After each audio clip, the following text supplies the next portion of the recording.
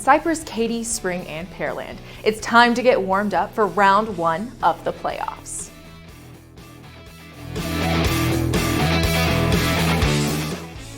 Alright guys, it's time to fill the gas tanks, grab some snacks, and make a last-second pit stop because we're about to begin the road to state, and we're not going to pull over until we get to AT&T Stadium next month.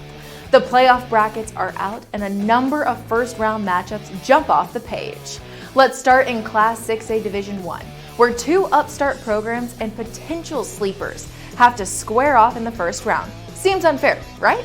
Read the feeling all daylight. Fort Bend Travis just finished the best regular season in school history with a perfect 10-0 record. So what's the Tigers' reward? How about a first-round date with 9-1 and 19th-ranked Katy Tompkins? If there's one promise we can make to you this week, it's that this game will not be slow or boring. Travis averages nearly 45 points a game, and Tompkins totals almost 49 points per contest. Both teams feature incredibly talented and fun-to-watch offensive skill position players.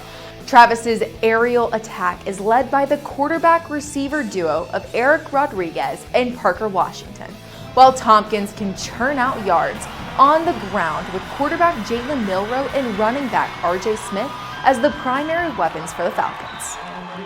We couldn't think of a better way to start the playoffs. Travis and Tompkins, 7 o'clock tonight at Mercer Stadium in Sugar Land.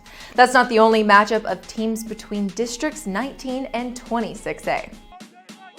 Tomorrow night at Legacy Stadium, Ridgepoint looks to upset the second-ranked team in the state, the Katy Tigers. Ridgepoint's only 2 losses all season have come to defending state champion North Shore and a 4-point loss to Travis. But the Panthers draw the difficult task of trying to knock off the juggernaut Katy program. The Tigers haven't allowed a touchdown since October 3rd, outscoring their last 5 opponents 238-3. Just how long ago was that? Well, it was 93 degrees in Houston on October 3rd.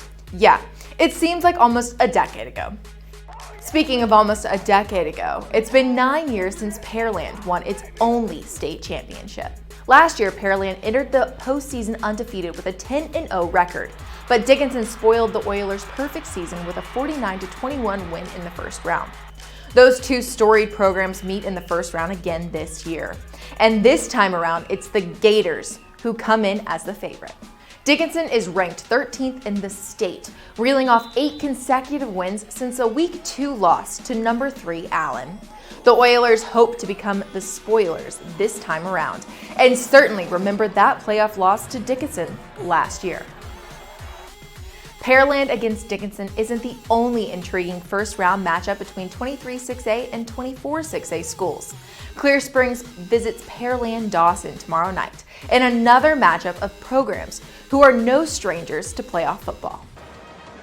Dawson won its first outright district title since 2012, and the Eagles have won 7 straight games since a Week 3 loss to Dickinson. Dawson is definitely capable of making a deep postseason run, but the Eagles can't sleep on a Clear Springs squad that is much better than its 6-4 record might indicate. The Chargers played a brutal non-district schedule, but have settled in nicely and ride a 3-game winning streak heading into the playoffs.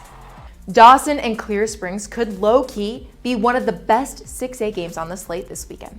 In Class 5A, it's going to be tough to find a better first-round matchup than Foster and New Caney.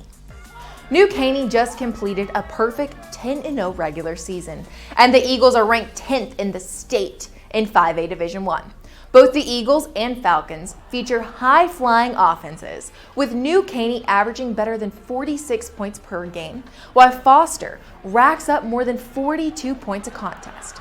Both teams feature Division I recruits at quarterback, as UTSA commit Zion Childress leads New Caney, and Foster signal caller Ryan Stubblefield is headed to Kent State next year.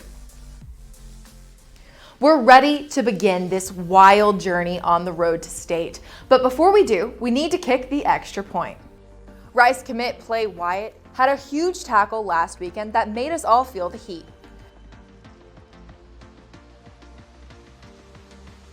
We might still be in Texas high school football mode, but college basketball has tipped off too. Former Shadow Creek Shark PJ Henry earned Rookie of the Week honors for the American East Conference. That's all we have for this week's episode. To stay up to date with all things inside high school sports, follow our social accounts. We have Twitter, Facebook, Instagram, and YouTube. Those will keep you up to the minute on everything happening around the greater Houston area and get you ready for our Saturday morning wake-up call with Chevrolet's Inside High School Sports on KGU 11 at 8:30 a.m., hosted by Matt Measel. Thank you for watching The Warm-Up, presented by your local GEICO offices in Cypress, Katy Spring, and Pearland. To get more information or a quote, go to geico.com/Houston.